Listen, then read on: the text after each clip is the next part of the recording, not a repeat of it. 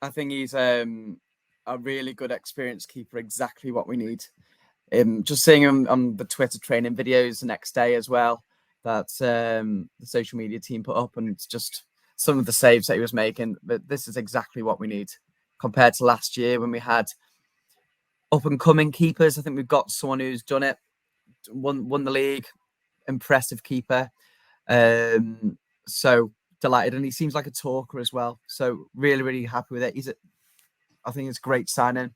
We've got a good spine to the team now, a good age. So if we just fill the rest of the areas with the development people, development players, I'd be delighted. I think it's been a good window. I heard that we were linked to the other keeper as well, Jordan Smith, was it? And I'm really delighted that we've chosen Luke McGee over him, because I don't think Jordan Smith had played for about 3-4 years or something. And yeah, I think we've chosen the better option there.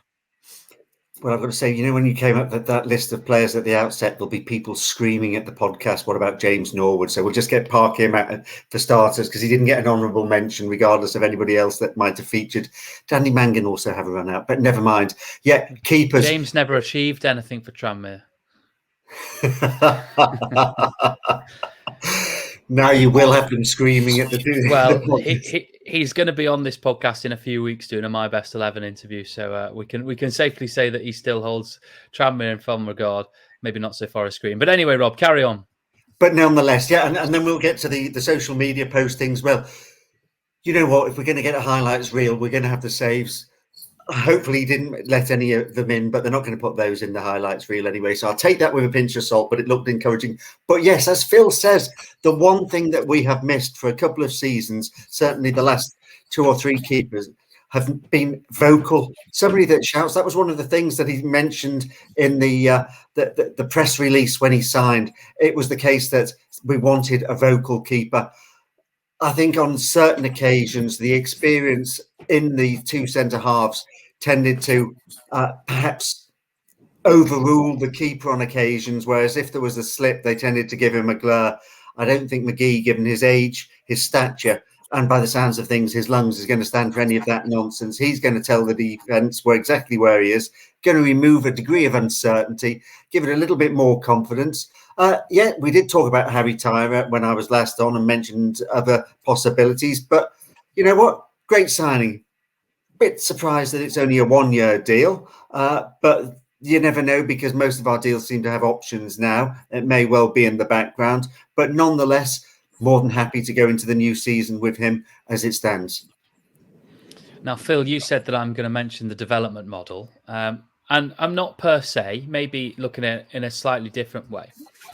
But, the transfer, and I put this on Twitter, the transfer policy this year seems very, very similar to what the transfer policy in 2015 and 2016 under Gary Brabin was.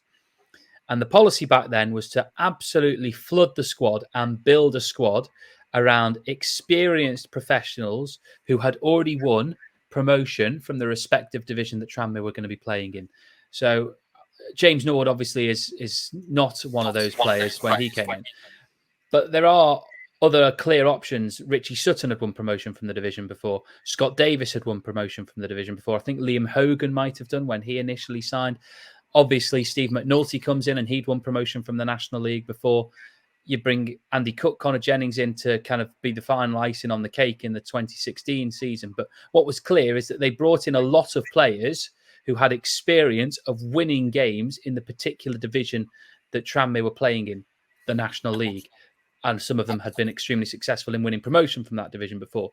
If you look at the 5 signings that Tranmere have brought in this summer, every single one of them has got a promotion from League 2 on their CV. Connor Jennings has done it with Tranmere before.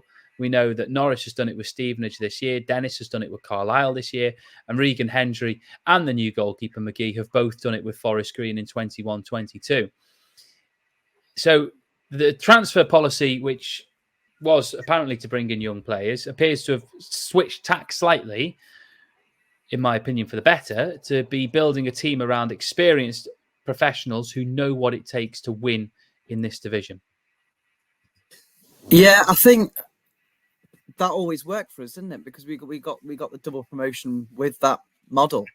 you do need to build a team around experience, and I think we now have that. We've got a good keeper, one promotion. We've got Davison Turnbull, who I think are the best centre backs in the league, or centre back partnership. Regan Hendry in the midfield, and then up top we got Christian Dennis, Luke Norris, whoever. So that's such a strong spine to that team.